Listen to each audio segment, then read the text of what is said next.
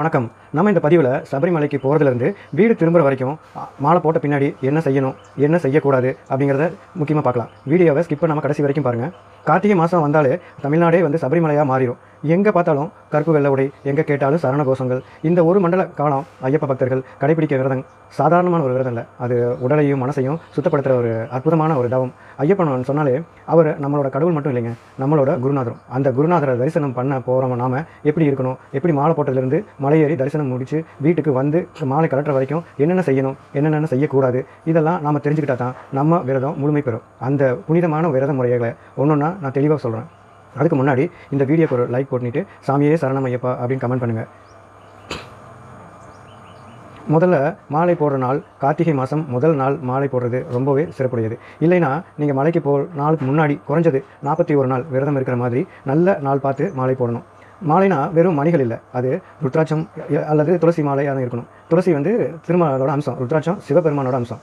சிவனும் விஷ்ணுவும் ஒன்றுன்னு சொல்கிற ஐயப்பனுக்கு இந்த ரெண்டு ஒரு மாலை ரொம்ப முக்கியம். மாலை போடும்போது கட்டாயம் ஒரு குருசாமியோட கையால் போட்டுக்கிறது தான் ரொம்ப நல்லது.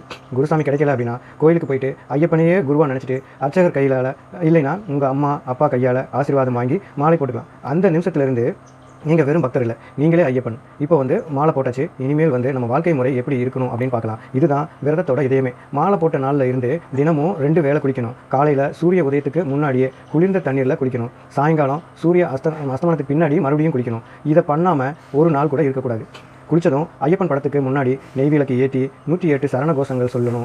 ஐயப்பனோட படத்துக்கு புதிதாக ஒரு பூ போட்டு தினமும் ஏதாவது ஒரு நைவேத்தியம் வச்சு வழிபடணும். எளிமையாக ஏதாவது ஒரு பழம், உலர் திராட்சை, பேரிச்சம்பழம், வானகம் வச்சுட்டு வழிபடணும். நம்மளுடைய நெத்தியில் எப்போவுமே சந்தனம், குங்குமம், விபூதி இருக்கணும். கண்டிப்பாக இது நம்ம மனசை சாந்தமாக வச்சுக்கும். தினமும் ஐயப்பன் பாடல்கள், பஜனைகள் கேட்கறது, அதில் கலந்துக்கிட்டு வாய்விட்டு சரணம் ஐயப்பா அப்படின்னு சத்தமாக சொல்லணும். நம்மளோட உடைகள் எப்போவுமே கருப்பு, நீலம், காவி, பச்சை நிற வேட்டி சட்டை மட்டும்தான் இருக்கணும். இந்த நேரங்கள் உலக ஆசைகள் மேலே இருக்கிற பற்றை குறைக்கும். ராத்திரி தூங்கும்போது தரையில் தான் படுத்து தூங்கணும். புதிதாக ஒரு பாய் வாங்கி அதை மட்டுமே கூட பயன்படுத்திக்கலாம். மெத்தை, தலையணை, சொகுசு இதெல்லாமே இந்த 41 நாளும் விலக்கி வைக்கணும். வெளியே துண்டை விரித்து படுத்தா போதும். பகலில் தூங்கவே கூடாது. ஐயப்பனுக்கு 3 வேளையுமே சாப்பிட்டுட்டு விரதம் இருக்கலாம். சுத்த சைவமாக இருந்து இந்த விரதத்தை கடைபிடிக்கணும். கடுமையான விரதம் இருக்கிறவங்க ஒரு வேளை மட்டும் சாப்பிடலாம். ராத்திரியில் பால், பழம் எடுத்துக்கலாம். நம்மளோட மனசு இந்த நாட்களில் தான் ஒரு கோவில் மதியம் இருக்கணுங்க. யாரை பார்த்தாலுமே அவங்கள ஐயப்பனாக பார்க்கணும். பெண்களை மாளிகைப்புறத்து அம்மனாக பார்க்கணும். சிறுவர்களை மணிகண்டானும், சிறுமிகளை கொச்சின்னு குறிப்பிட்டு கூப்பிடணும். மற்ற ஐயப்பன்மார்கள் கிட்ட பேசும்போது சாமி சரணம் தொடங்கி முடிக்கும் போதும் சாமி சரணம் அப்படின்னு சொல்லி தான் முடிக்கணும். இது ஒரு மந்திரம் மாதிரி. மாலை போட்ட காலத்தில் எல்லாருக்கிட்டையுமே மரியாதையாகவும் சாந்தமாகவும் பேசணும் அப்படிங்கிற ஒரு நீதி உண்டு. பார்க்குற எல்லாத்தையுமே ஐயப்பனின் ரூபமாகவே பார்க்கணும். அப்படிங்கிறதுனால மனைவி கூட சாமி தான் கூப்பிடணும். யார்கிட்டையும் கோவப்படக்கூடாது, சண்டை போடக்கூடாது, பொறாமைப்படக்கூடாது.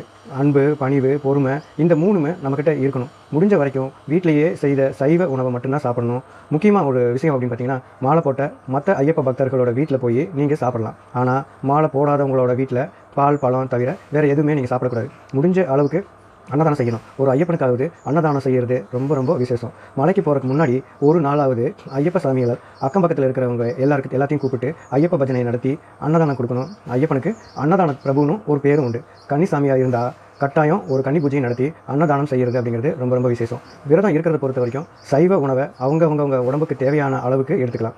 ஒரே அடியாக சாப்பிடாமல் இருந்து உடம்பை வர்த்திக்க தேவையில்லை. ஆசையோட கிடைக்கிறது எல்லாமே சாப்பிடவும் கூடாது. புலன் அடக்கத்தில் நம்ம எப்படி இருக்கோம், நம்ம மனம் எந்த அளவுக்கு வலிமையோடு இருக்குது அப்படிங்கிறத மாலை போட்டிருக்கும் போது நாம் தெரிஞ்சுக்கலாம். இப்போ இந்த விரத காலத்தில் நம்ம எதையெல்லாம் கட்டாயமாக தவிர்க்கணும் அப்படின்னு பார்க்கலாம். இதெல்லாம் மீறினா நம்ம விரதத்தோட புண்ணியம் குறைய வாய்ப்பு இருக்குது. மது, மாமிசம், புகைப்பிடிக்கிறது இந்த 3 பழக்க வழக்கங்கள் இருந்த இந்த 41 நாள் உங்கள் பக்கத்தில் கூட வரக்கூடாது. இந்த விரதத்தோட மிக முக்கியமான நோக்கம் நம்மளுடைய உடலையும் மனசையும் முழுக்க சுத்தப்படுத்துறது தான் பிரம்மச்சரியம். இதை ரொம்ப ரொம்ப கண்டிப்பாக கடைபிடிக்கணும். உடல் ரீதியான எந்த ஒரு இன்பத்தையும் இந்த நாட்களில் நினைக்கவே கூடாது, ஈடுபடவும் கூடாது.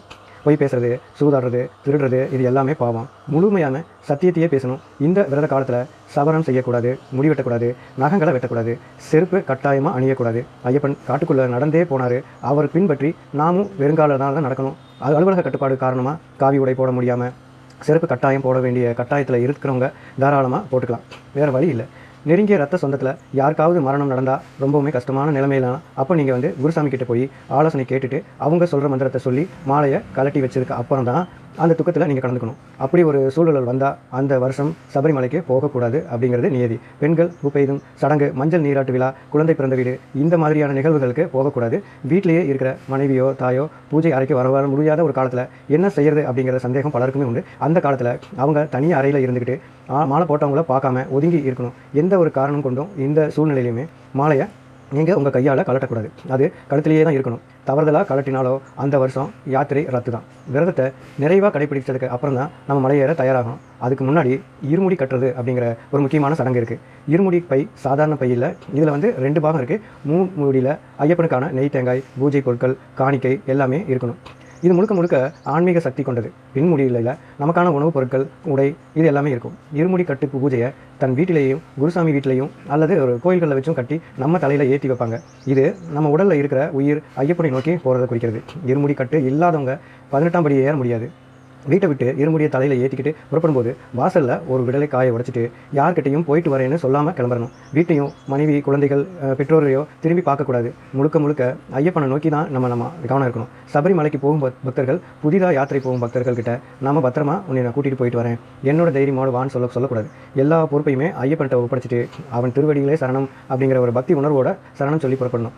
பம்பை நதியில் குளிக்கும்போது மறைந்த நம் முன்னோர்களுக்கு ஈமக்கடன்களை செய்து முன்னோர்களுடைய ஆத்மா சாந்தி பெற வழி செய்யணும். மலைக்கு போகணும் அப்படிங்கிற ஆசையில் விரதம் இருக்காமல் பம்பைக்கு போய் மாலை போட்டு 18 படி ஏறுறது பாவம். மலை ஏறும் போதும் இறங்கும் போதும் சரணகோஷங்கள் மட்டும்தான் நம்ம வாயிலிருந்து வந்துக்கிட்டே இருக்கணும்.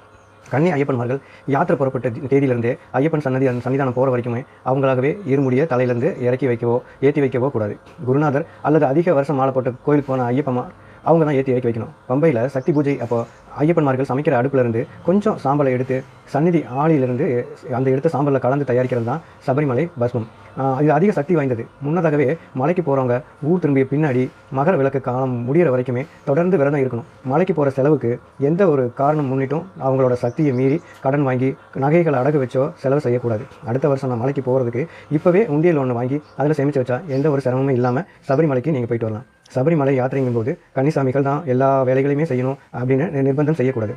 பக்தியும் பணிவும் எல்லாருக்கும் பொதுவானது. சபரிமலையில் ஐயப்பனுக்கு தரிசனம் செஞ்சுட்டு பிரசாத தட்டோட நம்ம வீட்டுக்கு திரும்பியதும் பிரசாத தட்டை தலையில் ஏந்தினபடியே வீட்டு வாசலில் படியில் விடலை தேங்காயை உடைச்சிட்டு அப்புறம் தான் நீங்கள் உள்ளே போகணும். உள்ளே போனதும் பூஜை அறையில் பூஜை செஞ்சு பிரசாதங்களை எல்லாருக்குமே கொடுக்கணும். கடைசியாக விரதத்தை முடிவுக்கு கொண்டு வரும்போது குருநாதர் மூலமாக இல்லைன்னா நம்ம தாயார் மூலமாகவோ ஒரு மந்திரத்தை சொல்லி ஐயப்பனை மனசார வேண்டிட்டு மாலையை கழட்டிட்டு ஐயப்பன் படத்தில் இல்லைன்னா ஒரு கோவிலில் பத்திரமா வைக்கணும். இப்படி இந்த 41 நாட்கள் விரதங்களையும் எந்த ஒரு குறையும் இல்லாமல் முழு பக்தியோடு முடித்தா உங்களுடைய உடல் மட்டும் இல்லைங்க, உங்கள் மனசும் ரொம்ப சுத்தமாயிரும்.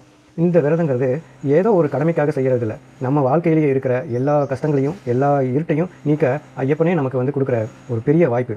இந்த வீடியோ உங்களுக்கும் உபயோகமாக இருக்கும் நம்புகிறோம். இதை மற்ற ஐயப்ப பக்தர்களுக்கும் ஷேர் செஞ்சுட்டு அவங்களும் இந்த விரத நியமங்களை தெரிஞ்சுக்க உதவும். அதனால் அவங்களுக்கு அனுப்புங்க. சாமியே சரணம்.